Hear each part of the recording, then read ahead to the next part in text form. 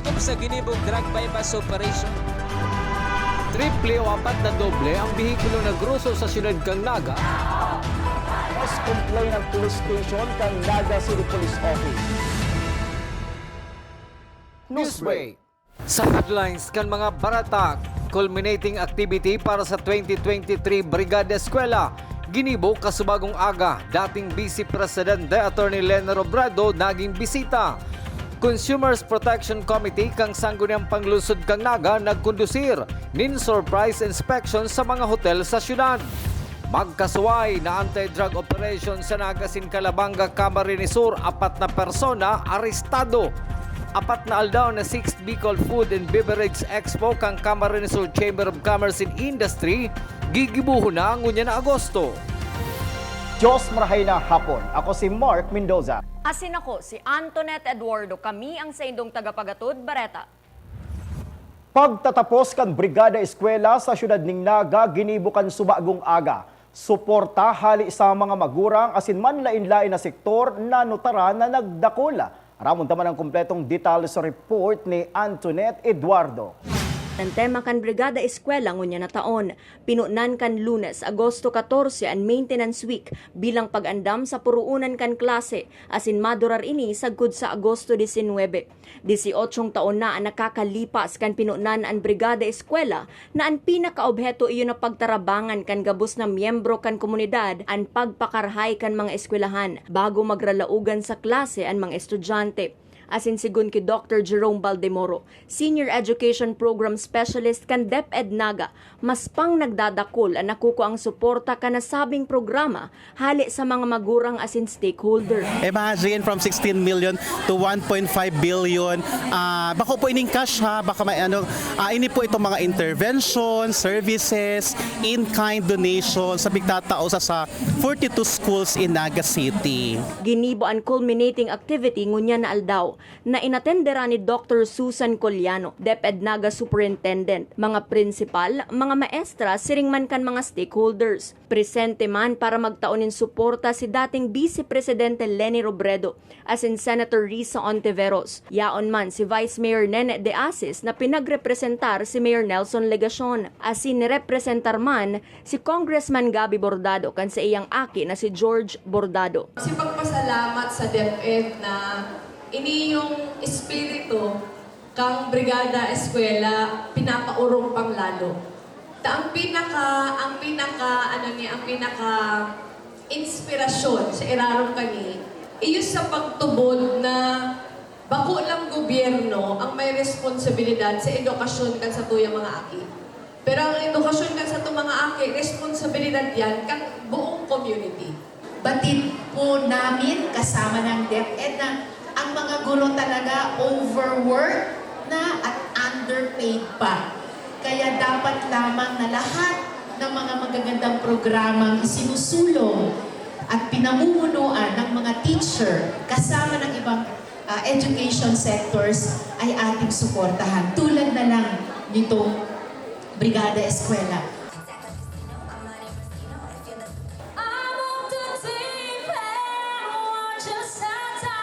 Para sa One Media TV48 Naga, Antoinette Eduardo, Newsbreak. Mientras tanto, 10 aldaw nakatalaan na maglibot sa mga eskwelahan sa siyudad ning Naga ang mobile health clinic ang opisina ni Senator Riza Hontiveros. Pinunan ang sainang paglibot kan Agosto 11 asin sa ngunyan, 6 na eskwela na ang saindang nadumanan. Consultations, X-ray, ultrasound, ECG asin laboratory test ang magkapira sa serbisyong itinatao. Sigun kay G. Daen, team leader kan Mobile Health Clinic, pwede mag-avail kan mga tinatao nilang serbisyo. Tomorrow is Peña Francia, Naga City Central School, and then Triangulo, Jose Rizal Elementary School, and then Pacol, Grandview Elementary School, then Balatas Elementary School. So 6 days na namin ini. So hindi na po, so 4 days remaining ta So mga gusto mag-avail, as long as may i-accommodate naman po sila. Padagos sa mga Bareta, mas hararom na proseso kan suportang itinatao kan lokal na gobyerno kanaga sa programa sa edukasyon, ipinaliwanag ni City Administrator Elmer Baldemoro. Ang detalye sa report ni Karen K. Escaro. Groundbreaking para sa school building sa Yabu Elementary School. Groundbreaking kan itutugdok na school building para sa Julian B. Militon Elementary School asin ang pinakahuri ang blessing asin turnover kan school building sa Santa Cruz National High School. Piralang ini sa mga proyekto kan lokal na gobyerno kanaga sa ngaranin edukasyon. Alagad bako lang palan ini ang obligasyon kan syudad.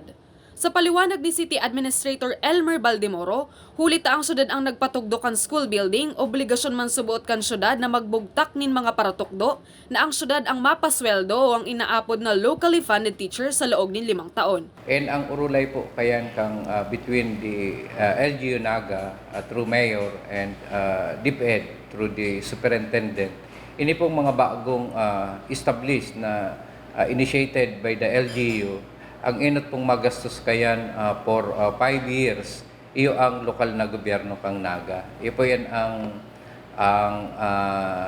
kadipisilan man kung initiated kang LGU, yan pagmukna ng mga eskwelahan. Dahil for 5 years po, LGU ang magastos kayan. 10 milyon pesos taon-taon subuot ang pinagtatagama kan lokal na gobyerno kan Naga para pampasweldo sa mga locally funded teachers.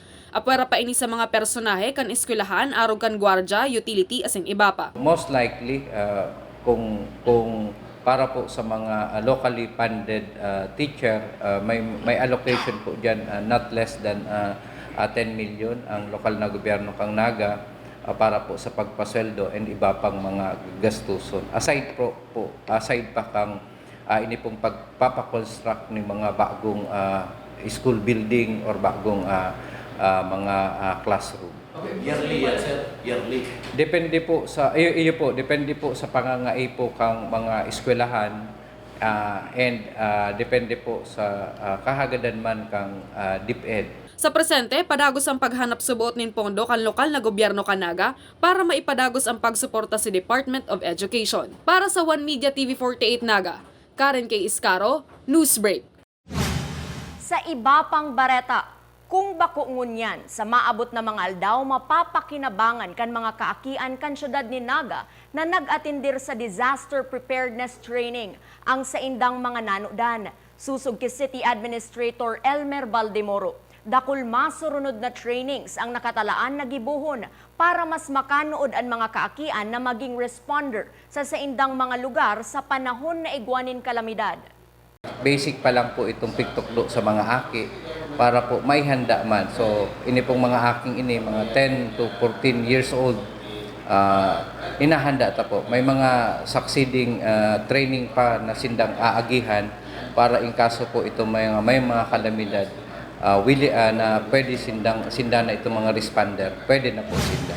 Sa iba pang bareta, mayo ng dakol na programa ang lokal na gobyerno kan syudad ning Naga para sa ika-11 death anniversary ni dating Mayor asin DILG Secretary Jesse Robredo sa agang Biyernes. Susog ki City Administrator Elmer Baldemoro, makondusir lang ning wreath laying ang mga opisyal kan syudad sa Netio kan dating alkalde bilang pagtao sa iya nin onra asin pagrumdum kan sa iyang pagtalikod sa kinaban.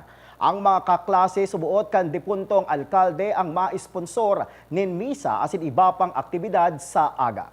Sa Friday po, magkakaigwa ng wreath laying ceremony duman sa Eternal Garden bago po nan ang Santa Misa. So the City Government of Naga po iyo ang nag-spearhead kaning wreath laying ceremony. However, ito pong misa, ito pong batch ni Mayor Robredo sa Ateneo, sindan na po ang nag-sponsor kay.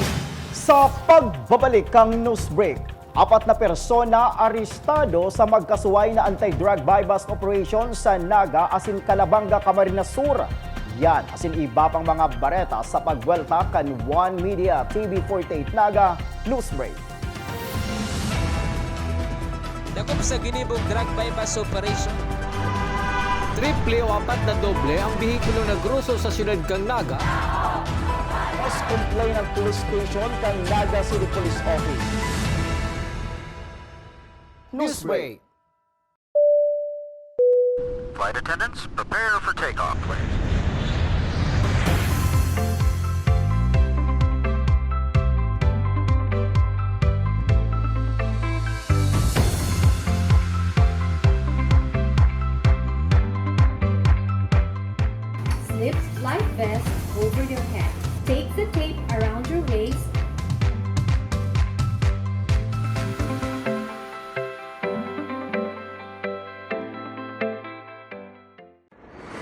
Let's celebrate Peña Francia Fiesta 2023. August 26, 6 p.m. Miss Bicolandia Public Presentation, Naga City Hall Grounds. August 27, 5 p.m. Miss Gay Bicolandia Public Presentation, Naga City Hall Grounds. September 2, 6 p.m. Miss Bicolandia Swimsuit and Evening Gown Competition, Robinson's Place, Naga. September 6, 7 p.m. Miss Bicolandia Coronation Night, JMR Coliseum. September 7, 7 p.m. Miss Gay Bicolandia Coronation Night, JMR Coliseum. September 8, 3 p.m. Peña Francia Traslación Procession from Old Shrine of Our Lady of Peña Francia to Naga Metropolitan Cathedral. September 8 to 16, 4 p.m. Tagboan Food, Music and Arts Fest, Naga City Hall Grounds. September 9, 7 a.m. First Bicol Regional CTP, MAPE, DRRM Parade Competition, and DBC, DLC, and Majorettes Exhibition from Panganiban Drive to Plaza Quezon. September 10, 7 a.m. Regional Majorettes DBC and Band Exhibition, Plaza Quezon, and Bicol Tattoo Arts Festival, Tagboan Festival Site, Naga City Hall Grounds at 8 a.m. September 13, 7 a.m. Scouts Parade and DXMC Competition from Panganiban Drive to Plaza Quezon, 3 p.m. First Naga City Inter-School Mass Dance Competition, Plaza Quezon, and at 6 p.m. Bicol Cosplay Arena, Tagboan Festival Site, Naga City Hall Grounds. September 14, 7 a.m. Civic and Float Parade from Panganiban Drive to Plaza Quezon, and at 2 p.m. Peña Francia Boyadoras Festival Street and Pilgrims Dance Competition from Naga Metropolitan Cathedral to Plaza Quezon. September 15, 7 a.m. 13th Bicol Regional Military Parade from Panganiban Drive to Plaza Quezon. And finally on September 16, Traslación Padanlugan from Naga Metropolitan Cathedral to Reina del Bicol Landing at 3 p.m. and Peña Francia Fluvial Procession from Reina del Bicol Landing to Basilica Minore of Our Lady of Peña Francia via Naga River at 5 p.m. Naga na! Uswag pa! Peña Francia! The Peña Francia Festival Civic Events is brought to you by the City Government of Naga, headed by Mayor Nelson S. Ligacion and Vice Mayor Nelly Diasis. Dakop sa ginibong drug bypass operation. Triple o apat na doble ang bihikulo na gruso sa siyudad kang Naga. Mas complain ng police station kang Naga City Police Office. Newsbreak. Sa pagpapadagos kan mga bareta, mga hotel sa syudad ni Naga sorpresang pinag-inspeksyon kan mga miyembros kan Consumers Protection Committee na pinapamayuhan ni City Councilor Jess Albios. Ang detalye sa report ni Christine Reyes. Sa bulan ka Setyembre, syerto na ang pag-arabutan ka mga bisita sa syudad ni Naga, huli kan mga aktibidad sa Peña Francia Fiesta. Ang mga ini madagos sa manlain-lain na hotel sa syudad. Kung kaya para makasiguro na yaon sa marhay na kondisyon ng mga hotel, nagkondisyon ni inspection ka sa bagong aga ang grupo ni City Councilor Chas Albios, Chairman kan Committee on Consumer Protection sa Sangguniang Panlunsod. Pinaghanap sa mga hotel ang sa indang business permit, CCTV camera, kalinigan sa mga kusina pati na mga fire extinguisher na magagamit sa panahon ng emerhensya. Susog kay City Councilor Albios, surprise inspection ang sa indang pinaggibo. Nagpasalamat man ang ibang hotel manager sa kinibong inspeksyon para maaraman subot ang sa indang mga dapat nagibuhon para sa ikakarahay kan sa indang serbisyo sa indang mga kliyente. Para sa One Media TV 48 Naga, Christine Alcanzo Reyes. Sa Satuyang Police Report, 0.8 grams ng subot illegal na droga na nagkakantidad ng 6,000 pesos ang nakumpiskar kan City Intelligence Unit as in Drug Enforcement Unit kan Police Station No. 2 sa mga suspek na sinda John Michael Oba I. Garcia. Residente kang Solid Street, Dayangdang, Siyudad ng Naga. As in Romel San Juan, residente kan Zone 6, Marupit, Kamaligan, Camarines Sur. Matapos ang ginibong anti-drug bypass operation kan sumaagong amay na pagkaaga sa Doña Josefa Street, Almeda Village, Concepcion Grande, Siyudad ng Naga.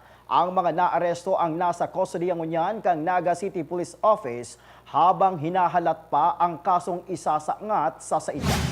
Sa iba pang police report, 9 grams ang timbangkan subuot iligal na droga na nagkakantidad 61,200 pesos ang narecover kan Special Operation Unit kan Police Drug Enforcement Group sa suspect na si Sheena May Armendi, residente kan Zone 5 Barangay Paulbo, Calabanga, Camarines Sur, as in live-in partner kainin as si Michael Manacob alias Makmak. Pinagkokonsiderar man kan mga otoridad na high-value individual ang suspect na si Armendi. Kasuod mang hapon ginibo ang anti-drug buy-bust operation sa Zone 5 Barangay Paulbo, Calabanga, Camarines Sur. Padagos pa sa mga bareta, dusok asin nag-level up ang 6th Food and Beverage Expo na gigibuon sa maabot na Agosto 24, abot Agosto 27 sa Capitol Convention Center sa Banwaan man kan Pili, Camarines Sur. Nakasentro sa paggamit kan sili, pili asin guta ang mga itatampok na lutoon sa nasabing aktibidad. Susog ki 6th Fabix Chairperson Apple D, dakol sindang pinag-imbitara na mga speakers na mataunin mga impormasyon na papakinabangan kan mga negosyante asin maging kan mga mapuon pasanang mga negosyante. Kan subagong aga, ginibo ang sarong press conference para sa nasabing aktibidad na inatindiran man kan mga opisyales kan Camarines Sur Chamber of Commerce and Industry. And ito po, highlight po namin ito from Lourdes Santos Rivera, yung guro ng meat processing. Siya po yung one of the oldest and guro ng meat processing. Magbibigay po siya ng talk about latest trend on meat processing in the Philippines. Ito po, maganda to. Gusto niya, madami mag-attend kasi pang livelihood, madami pong matutulungan. Hindi lang po sa mga existing na mga negosyante, pwede din po sa mga magsa-startup ng business and pati po sa mga estudyante na mag-a-attend para mag-a-idea din po sila. Sa iba pang bareta, Summer Learning Camp matatapos na sa Agosto 25. Uyang sa Kuyang Report. Karong simana lang matapos ang training kan teachers para sa Summer Learning Camp, pinunan initulos. Nasa 40 na mga eskwelahan ang nagpartisipar digdi. Enot ginibo ang enrichment camp sa laog ning tulong simana. Asin sa ngunyan igwana lang ni natatadang sarong simana para ipadago si Consolidation as in Intervention Camp. Sigun ki Rhea Samino, Education Program Supervisor kan DepEd Naga, positibo ang nakukuha nindang feedback sa ngunyan hali sa mga estudyante na nagpapartisipar na magayon na epekto subuot kan pagtatarabangan. Okay, so far po sa response ka mga aki, ka mga parents na siging hatod pagkakaaga, tapos pagkakahapon pa po bagata, may fan-field activities. Maugma, lalo na po pag hinihiling pagmamonitor, pag itong mga record ninda, mga picture ninda, pati maski po maghapot sa mga aki, sa mga teachers, maugma po talaga nangyari. Si energy talaga po na tinao kang teachers, kang mga principals para ma-organize talaga ang camp. Grabe man talaga. Tapos may mga stakeholders din na nagtarabang when it comes to the materials sa fan-field activities. Pakatapos kan Consolidation as in Intervention Camp, sa kaisa sa giboan post-test o assessment test katakod ka na sabing learning camp. Para sa One Media TV48 Naga, Antoinette Eduardo, Newsbreak. Asin yan ang mga bidang baretang nakalap kan mas pinakusog na puwersa kan One Media TV48 Naga News and Bicol Affairs. Day malingaw na i-follow ang samuyang official Facebook fan page One Media TV48 Naga. Ako po si Mark Mendoza. Padagos kaming mahatod din mga baretang garantisadong nangingenot asin napapanahon. I-hit ang subscribe button sa samuyang official YouTube channel, One Media TV48 Naga, tanganing updated kita sa mga bareta asin istoryang bida. An Bicolano. Ako si Antoinette Eduardo asin ini, an One Media TV48 Naga Newsbreak. Dakop sa ginibog drug bypass operation. Triple o 4 na doble ang bihikulo na gruso sa siyudad kang Naga. Mas complain ng police station kang Naga City Police Office. Newsbreak.